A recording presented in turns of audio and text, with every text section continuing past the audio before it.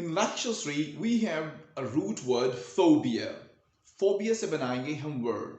The first word है zoo. Zoo का मतलब है animal. तो zoophobia means fear of animal. Andro mean boy or male. Androphobia means someone who don't like male or someone who don't like boys.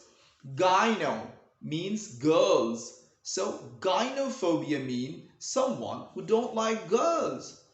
Pedo mean child. Pedophobia mean someone who don't like the company of children. Demo mean people. So demophobia mean someone who don't like to talk to the people or fear of public speaking. Next word is from the lecture 1. Fear mean God. Theophobia mean fear of God or fear of religion.